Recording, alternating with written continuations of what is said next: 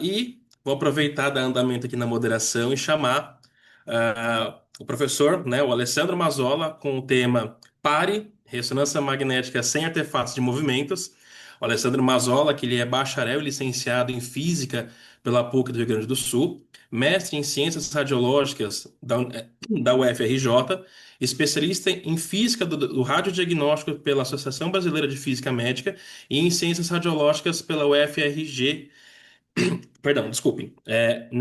O FRG, especialista em física do radiodiagnóstico pela Associação Brasileira de Física Médica e sócio efetivo da International Society for Magnetic Resonance in Medicine, ISMRM. E é fundador e diretor do MRI Online Protocol Education. E também referência em técnicas de supressão de artefatos. Mazola, muito obrigado pela sua participação. Obrigado. Uma boa aula para você.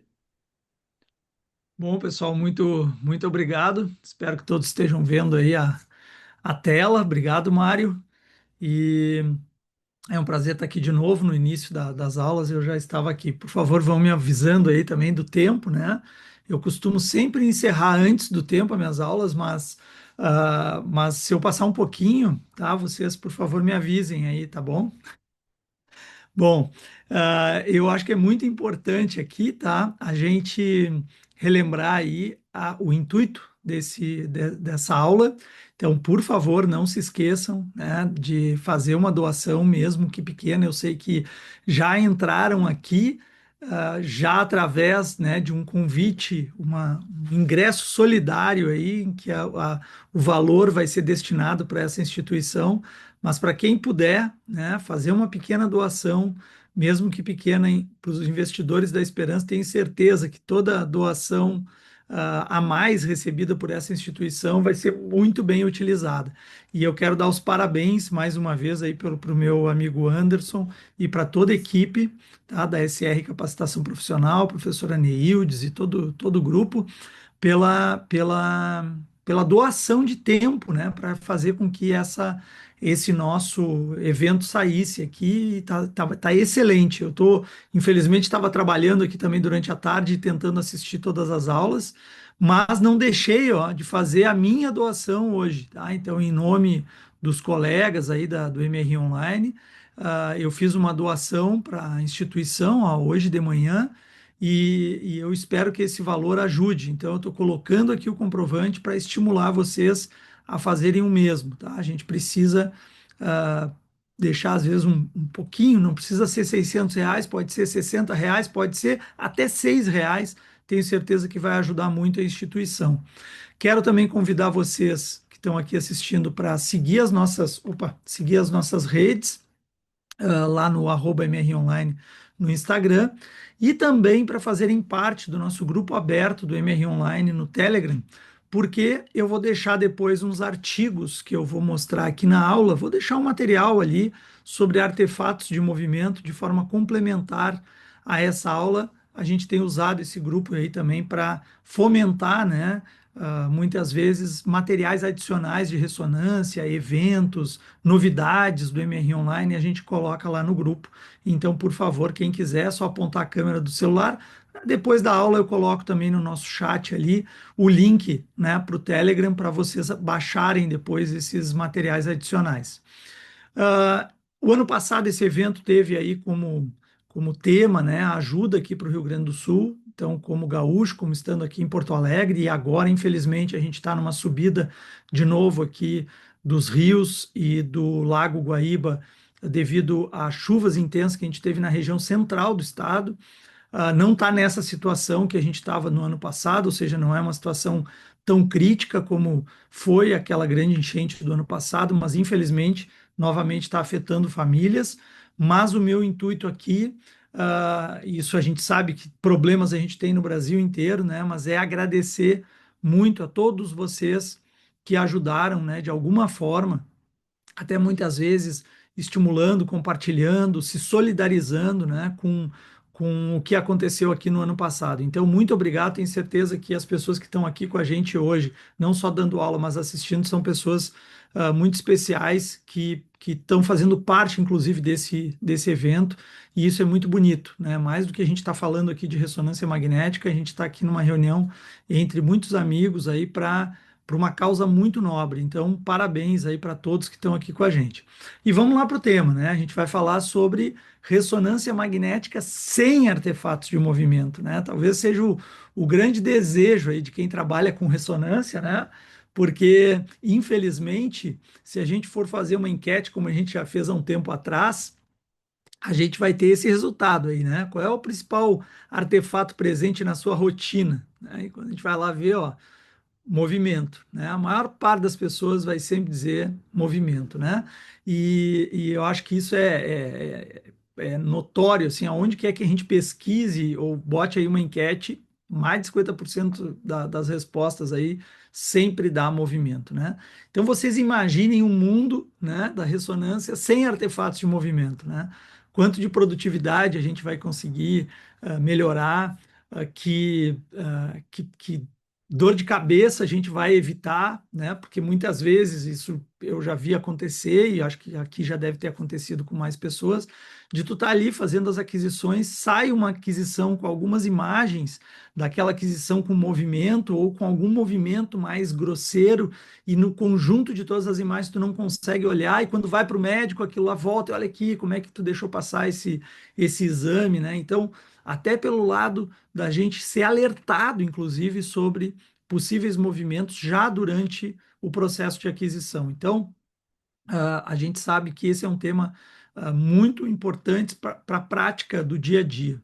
E os acontecimentos, né, que podem levar a isso, podem passar Respire por isso. fundo, solte todo o ar e prenda a respiração. Uma pergunta que eu faço para vocês: vocês ouviram aí o som que foi gerado?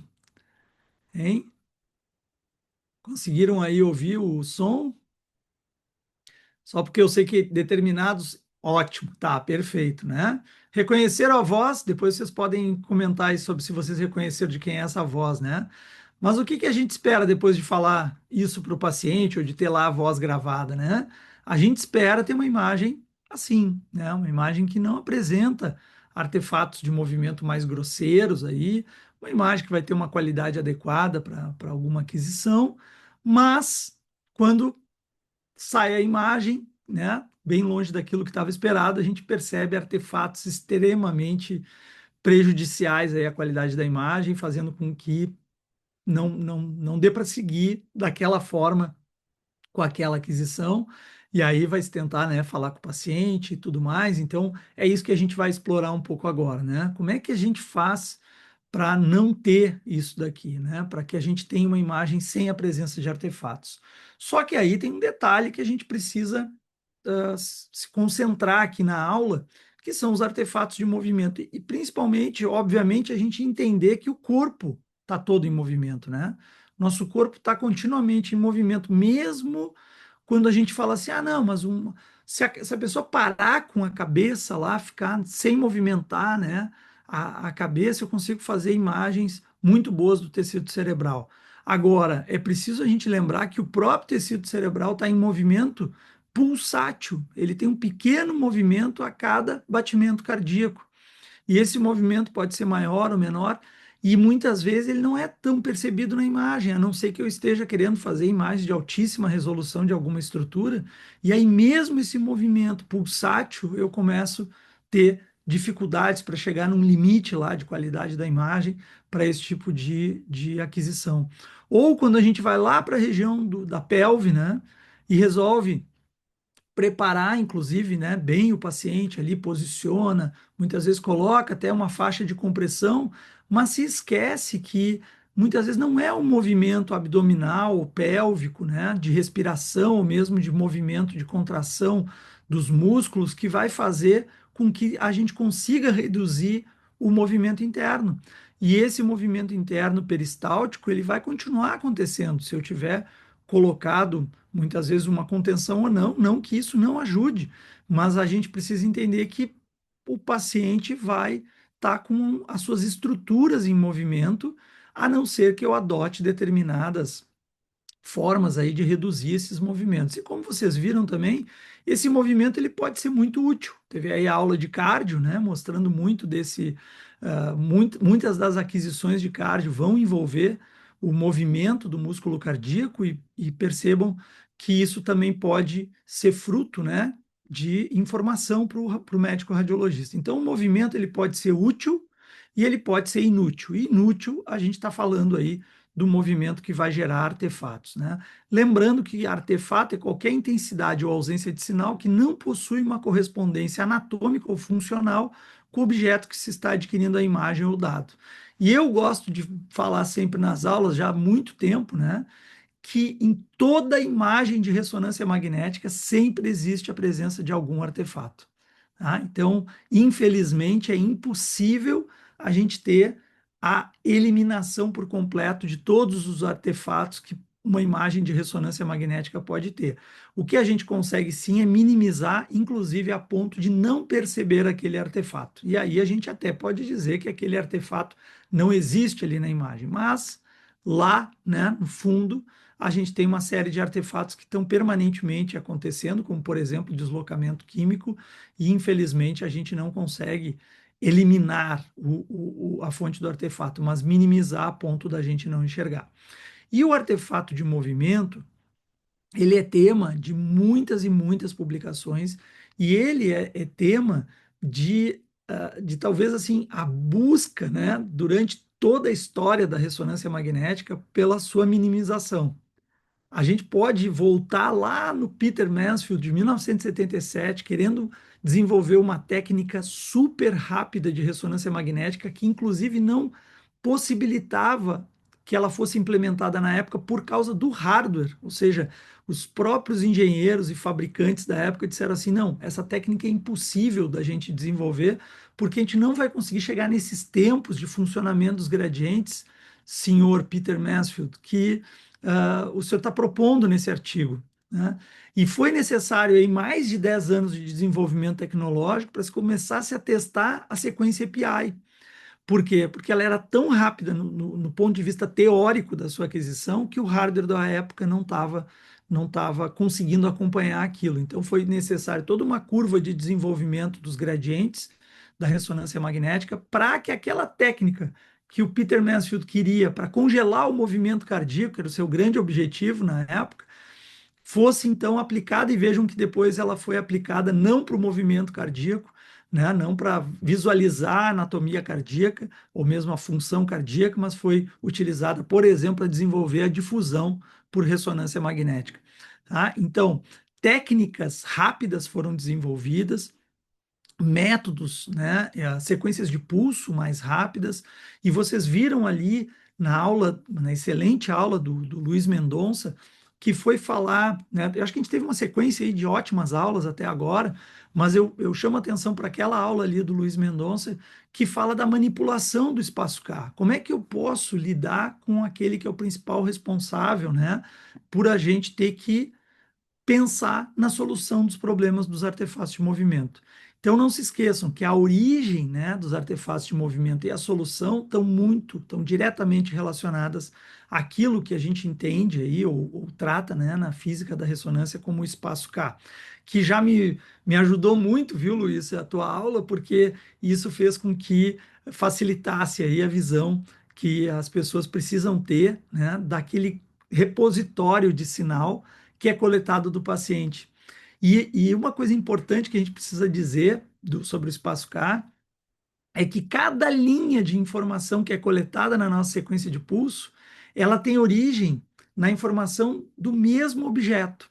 Então, se eu quero fazer uma imagem axial T2 do tecido cerebral, eu não consigo pegar um único sinal, preencher o centro do espaço K, reconstruir esse sinal, né, essa informação que está aqui no espaço o espaço do tempo, né, e transformar no espaço de frequências que vai ser a minha imagem. Ou seja, eu não consigo pegar um único sinal e fazer isso. Eu tenho que continuamente coletar, né, repetidamente coletar o mesmo sinal da mesma região. Então vejam a importância da gente entender esse aspecto. Se para preencher um espaço K eu preciso continuamente repetir a mesma informação, a mesma, né, como se eu repetisse aqui a minha fala, a mesma fala, mesma fala, mesma fala toda vez, eu tenho que contar com a colaboração daquela estrutura do paciente que ela não mude a sua posição. E se ela modificar a sua posição, entendam que o sinal que vai vir aqui, que deveria ser quase que exatamente igual sempre, ele não vai ser igual. E ele não sendo igual, dependendo da região do espaço K, e aí se lembrem da aula do Luiz, que ele mostrou lá, olha, se eu estiver falando dessa regiãozinha aqui do espaço K, eu começo a ter aquelas ondas mais anguladas, né? Que vão produzir um padrão de frequência na imagem reconstruída. Então, se eu tiver uma linha que se movimentou mais e dependendo da onde ela acontecer, ou se ela periodicamente for acontecendo, como é o caso ali do abdômen, que às vezes ao longo da aquisição o paciente não fez a apneia e ficou respirando de forma modulada, eu posso ter um efeito diferente na imagem. Então, os artefatos, eles vão ter aspectos que não só vão depender do tipo de movimento que o paciente está fazendo, mas também em que momento do preenchimento do espaço K isso está acontecendo. Então, vocês vejam aqui, ó, movimento do globo ocular, movimento do abdômen, e aí vem uma questão muito importante, né, na questão do movimento. Veja que o artefato de movimento, ele não costuma se propagar na direção do movimento. Então, eu posso estar com o meu abdômen subindo e descendo pela respiração, mas por que o artefato se propagou lateral? Então, a gente tem que olhar para duas coisas que acontecem nas imagens de ressonância, né? A codificação de fase e a codificação de frequência. E aí, se a gente for olhar, né, de forma clássica lá nos livros, a gente vai ver o seguinte, olha, o artefato fantasma, o artefato de movimento, ele vai se propagar na direção de fase. E por que ele se propaga na direção de fase? Porque aí a gente precisa lembrar como é que esse sinal é adquirido. Então, se eu tenho uma sequência de pulso aqui bem simples, uma sequência spin-eco, né? Pulso de 90 a 180 eco, e eu vou preencher uma linha do meu espaço K, se eu estou utilizando TRs e TEs aqui para fazer uma imagem ponderada em T1, o que eu tenho? Eu tenho um TR da ordem aí de 500 milissegundos e um TE da ordem aí de 9, né? 10, 15 milissegundos. Então, esse sinal que vai ser coletado, que compreende alguns milissegundos de coleta do sinal, ele rapidamente preenche a linha. E preencher esta linha aqui significa que eu tenho uma direção aqui, que é a direção de leitura ou direção de frequência. Então, eu preencho rapidamente uma linha com o sinal coletado durante a leitura do meu sinal, durante o meu gradiente de leitura ou gradiente de codificação de frequência. Agora, para repetir todo o processo, para preencher a próxima linha, o que acontece? Se passam quantos milissegundos? 500 milissegundos numa sequência Pinheco. Então vejam que meio segundo depois é bastante tempo, não é? Para eu repetir. E a anatomia pode ter mudado, o paciente pode ter respirado diferente, pode ter se movido. E essa incongruência aí entre dois sinais preenchidos no espaço K vai alterar depois a minha imagem final e vai fazer propagar um artefato fantasma na direção de fase, justamente aonde eu tenho maiores variações de diferença entre uma linha e outra é na direção de preenchimento, que é a direção de codificação de fase, né? Então imaginem vários ecos aí sendo preenchidos, especialmente a linha central. Lembrem aí da aula do Luiz Mendonça de novo com os blocos de Lego, né? Se eu jogo um bloco de Lego aqui na região central maior, que representa mais preto e branco, a intensidade do meu artefato também vai aumentar. Se eu estou falando de um pequeno movimento no momento que eu estou preenchendo uma linha mais periférica, o meu artefato é mais sutil na minha imagem, pode até muitas vezes ser confundido com ruído, aumento de ruído. Mas se eu preencho linhas centrais, principalmente, eu vou ter a presença de grandes artefatos na imagem. E aí o resultado pode ser esse, né? Então, depende do paciente, depende da frequência, depende do tipo de movimento, depende do preenchimento do espaço K, depende da sequência de pulso, depende dos parâmetros. Puxa vida, vira um inferno, né? Porque, na verdade, tudo que eu quero é que o paciente não se mova, mas ele vai se mover. né? As estruturas vão estar lá em movimento e muitas vezes eu não vou ter a colaboração desse paciente. Então, como eu falei para vocês, o efeito na imagem ele pode ser muito variável. Ele pode ser mais pulsátil, ele pode se acompanhar lá a anatomia, ó, e se propagar como um artefato do tipo fantasma, né? Que reproduz aquela anatomia. Ele pode se propagar como um artefato fantasma, ter mais um aspecto de ruído em toda a imagem, né, que muitas vezes pode até deixar na dúvida se a gente não olha bem o fundo da imagem, dizendo assim, não, peraí, tem um aumento de ruído nessa imagem, será que o paciente, será que tem um problema na bobina ou é movimento? Então, nesse caso aqui é movimento, tá? E isso pode fazer com que pequenos artefatos de movimento não sejam percebidos como um grande artefato fantasma, mas, por exemplo, como perda de sinal. Então, essa perda de sinal, que pode ser mais evidente aqui ou menos evidente, por exemplo, dentro do canal medular, no líquor, eu posso achar formas de compensar isso com o uso de gradientes especiais, como os gradientes de compensação de fluxo, que vão fazer pequenas correções nessas velocidades alteradas ali do líquor, por exemplo, ou do sangue, como é o caso aqui, né? E com o acionamento desses gradientes adicionais de compensação de fluxo, ó, eu eliminei o artefato de pulsação aqui do seio venoso. Então, vocês vejam que, claro, mas eu já fiz isso e não funcionou. Claro, depende de outras coisas, depende de quanto de pulsação tem, como é que se deu essa pulsação, né? Então, nem sempre é tão eficiente. A gente poderia ter trazido aqui o exemplo da poplítea, né? A artéria poplítea lá, ou a veia poplítea, que ficam pulsando lá no sagital T2, DP FET7, né? Às vezes tu consegue não ter nada de artefato ali, muitas vezes tu pode ter um grande artefato, né? E aí vai depender também da direção de seleção de codificação de fase e frequência. Seu Paulo, tá tudo bem? Seu Paulo, o senhor tá me ouvindo? Tô, Tá tudo bem com o senhor? tá. Então, aqui não tá tudo bem, não. Eu vou precisar repetir essa sequência, ficou um pouco mexida, eu preciso que o senhor fique bem parado. Vai demorar muito? Então, se o senhor ficar bem parado, eu consigo terminar o seu exame em 10 minutos, tá? Então, permaneça bem quietinho para a gente terminar logo. Olha aí, ó, nesse tempo que dessa conversa toda por causa do movimento, lá no serviço do Mário, eles já fizeram um exame inteiro, né? Então a gente tem que tomar cuidado hoje em dia com a questão da produtividade, né? Porque às vezes até o fato da gente bater esse papo aí com o paciente, a gente já está perdendo tempo na agenda, né? Então, tamanha a necessidade de produtividade hoje. Então, como é que eu posso reduzir ou evitar o movimento das estruturas nas imagens de ressonância? Eu posso ter uma estratégia geral, tá? Qual é a estratégia geral? É ter a colaboração do paciente e fazer sua contenção de forma confortável, né? Então, vou conversar com o paciente, tenho que explicar o que vai acontecer no exame, então não se esqueçam disso, né? A gente poderia trazer N exemplos aqui, mas não dá para abrir mão disso nunca na ressonância, até pela questão de conforto e da condição especial que a gente tem no exame de ressonância de botar a pessoa dentro de um túnel.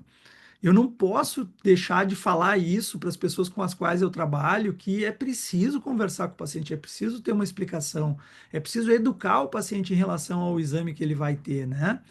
Concatenar a aquisição com dado estágio do movimento é uma coisa que se faz muito, mas a gente sabe também que isso muitas vezes pode levar a tempos de aquisição mais longos, né? Usar métodos de aquisição rápido, perfeito, só que muitas vezes pode mexer com o contraste. Então, eu prefiro usar sequências de pulso muito rápidas, né? Só que às vezes elas não trazem, né, aquele contraste necessário para uma questão, por exemplo, vou fazer um single shot FES-pineco no tecido cerebral. Eu posso ter uma boa imagem T2, mas eu não vou ter boa diferenciação de substância branca e cinzenta. Eu posso também adquirir imagens em movimento e registrar com padrão parado. E muitas vezes o que a gente faz na funcional é o que eu posso fazer em algumas aquisições da mama, do fígado, né, e de outras partes do corpo, que eu posso correlacionar aquisições dinâmicas, por exemplo, ao longo do tempo.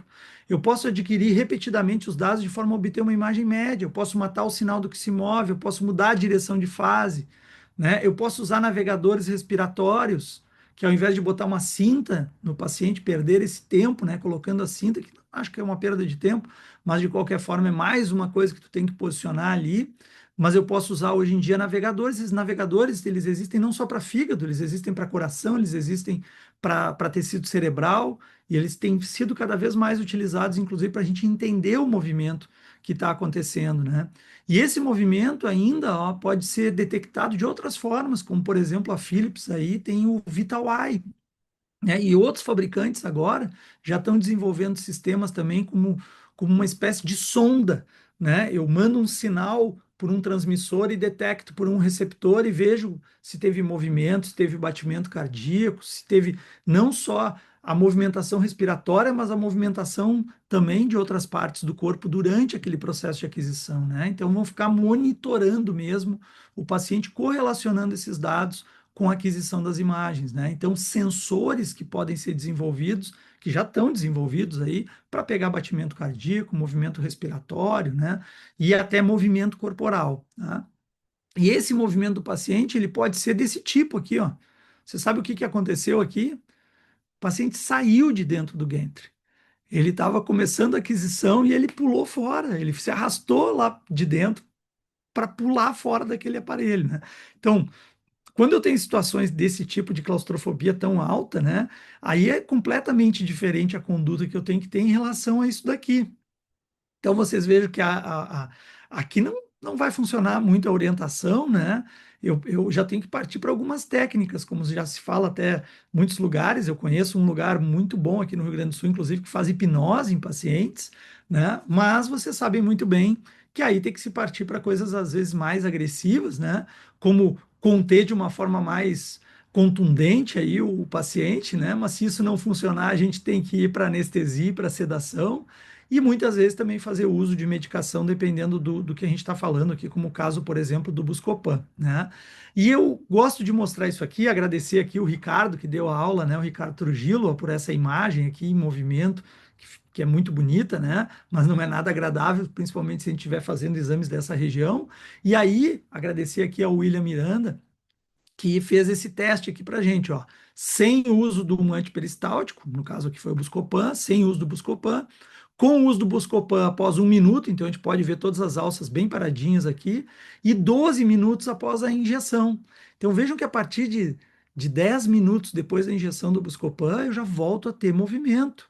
Então eu tenho que organizar meu protocolo e fazer as aquisições mais importantes aí que dependem, né, de estrutura bem parada, logo depois da infusão do Buscopan. Então não adianta só injetar o Buscopan, eu tenho que saber utilizar o Buscopan e entender que isso daqui acontece, infelizmente, né? E muitas vezes eu tenho que, às vezes, repetir a dose do Buscopan se eu preciso, se eu tenho necessidade de ter a estrutura ali mais paradinha. Já outras aquisições que nos permitem ser tão rápidos que o próprio movimento fica congelado, elas podem ser muito boas, mas às vezes elas não oferecem o contraste adequado, né?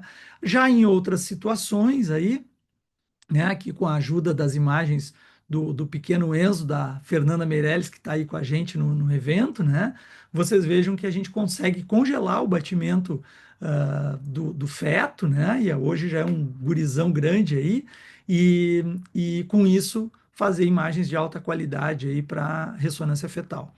Também a gente pode adotar uma estratégia de aquisição dos dados para preenchimento do espaço K que foge aí do cartesiano, né? Ou seja, linha a linha, que também não vai ser aquela que eu mostrei antes ali, que é o single shot fast pineco, que seria o Ralph Fourier, ou seja, no preenchimento em um único TR aí de todos os dados que vão preencher um pouco mais da metade do espaço K, mas eu posso partir agora para lâminas de dados que vão fazer com que a gente preencha os dados aí, então, de forma concêntrica, né, com uma aquisição radial que me permite fazer com que eu passe várias vezes pelo centro do meu espaço K. O grande problema aqui, né, é que eu preciso, depois de fazer essa aquisição que não é cartesiana, transformar ela numa aquisição cartesiana ou transformar os dados de forma cartesiana para que a gente possa então aplicar a transformada de Fourier e reconstruir. E também entender que todas as direções aqui viraram agora direções de fase, eu não tenho mais uma direção de fase e uma de frequência, né? Todas as direções no plano são direções de fase, mas o resultado é muito bom. Muitas vezes eu levo até um pouquinho mais de tempo para fazer a aquisição com essa técnica, mas a percepção ou principalmente a anulação de movimentos no plano se reduz bastante, né? Então se torna muito útil aí uma ferramenta que hoje está amplamente disponível e que foi desenvolvida aí há um bocado de tempo. E se eu combinar essa técnica ainda com outras técnicas, né, como por exemplo aqui na Philips uma difusão turbo spin echo, que está utilizando ainda o Multivane, né, o Multivane XD, que seria o propeller ou o blade dos outros fabricantes, eu consigo ter imagens também com uma redução de distorção por causa da difusão turbo-spin echo e com uma baixa sensibilidade ao movimento devido ao Multivane XD. Agradecer aqui ao meu amigo Valdir Fialkowski pelas imagens, tá? E se mesmo com tudo isso não tiver jeito? Seu Paulo, tá tudo bem? Seu Paulo, o senhor tá me ouvindo? Tô. Tá tudo bem com o senhor? Tá. O senhor tá se mexendo muito, seu Paulo. Não sou eu, não. Seu Paulo, a máquina não mexe, o senhor tá mexendo muito. Eu preciso que o senhor se concentre, não se mexa, fique bem quietinho para a gente terminar esse exame, tá bom? Eu vou ter que repetir essa última sequência, então o senhor permaneça bem parado. Vocês acham que ele vai colaborar? Não vai colaborar, né? Não colaborou até agora, né? E eu digo assim, isso que a Fernanda, que está aí narrando isso, conhece muito bem essa pessoa, tá? Sabe muito bem, sabe lidar muito bem com ela, né?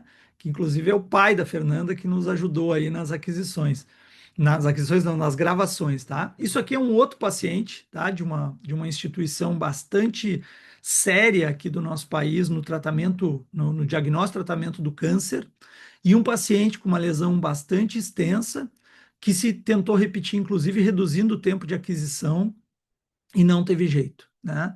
As imagens serão terríveis. E aí eu parti para um raciocínio que eu disse o seguinte: olha, nessa máquina tem uma técnica, né, chamada disco, que muitos de vocês talvez conheçam, quem trabalha principalmente aí com a GE, mas que é uma técnica que combina, né? Ela é semelhante a uma técnica que muitos talvez já tenham ouvido falar, que é a Trix, ou a Twist, ou a 4D Tracks. Então ela combina a forma de aquisição do espaço K, que faz com que a gente tenha, num primeiro momento, uma grande porção do espaço K ou todo o espaço K coletado, e depois vai atualizando mais a porção central. Mas a disco é uma sequência, né, que por ter essa forma, né, de coleta dos dados, ela se torna também menos suscetível ao movimento, e eu resolvi adaptar e testar essa técnica para esse caso desse paciente que não se movia. E esse foi, que não se movia, não, que se movia e não ficava com as imagens adequadas. E olha aí o resultado, tá? Então, eu fiz uma adaptação do protocolo 3D disco e o resultado foi perfeito. A gente pôde utilizar aí no pós-contraste, no pré e no pós-contraste, e ter imagens adequadas, né, para o diagnóstico médico. Então, inclusive, eu deixo na tela aí os parâmetros que eu utilizei para que vocês também testem, né, para quem tem acesso à técnica disco na GE, e façam uso aí dessa aquisição.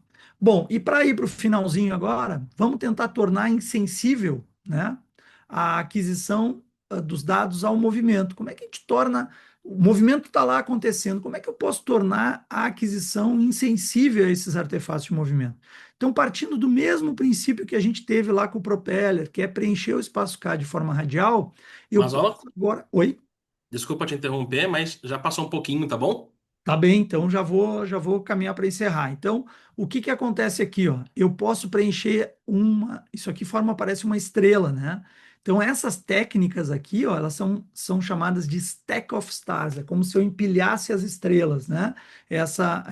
Esses 2Ds aí empilhados vão formar uma imagem tridimensional, e com isso a gente consegue ter técnicas que são insensíveis ao movimento respiratório. Então, o paciente não precisa nem realizar a apneia, eu não preciso concatenar esse movimento, e a minha aquisição vai levar um pouquinho mais de tempo, mas eu vou conseguir então fazer isso livre da interferência do movimento, ou com baixíssima interferência do movimento, sem que o paciente precise fazer uma apneia ou mesmo eu concatenar a aquisição com o movimento. Então, na Siemens, isso é chamado de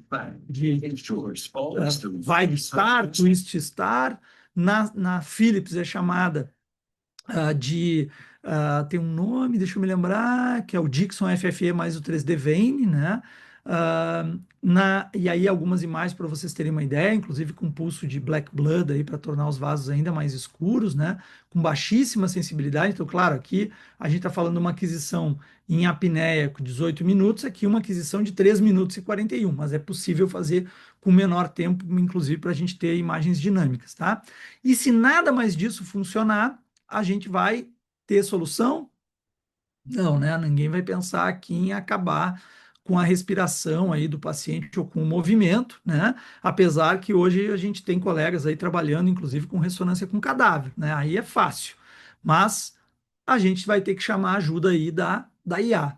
E a IA vai entrar agora também para nos ajudar, muito além do denoising que vocês viram, muito além da super resolução que a gente pode obter com a ajuda da IA, ela também pode nos ajudar na redução de artefatos de movimento. Então, vou trazer para encerrar aqui só alguns exemplos, aqui alguns exemplos da Philips com Smart Speed Motion Free, que vai permitir que a gente adquira, então, imagens praticamente aí livre de movimento, com baixíssima influência do movimento, tá? Essas imagens aí já com aquisição rápida, ou seja, já usando a técnica da IA para reduzir tempo, né?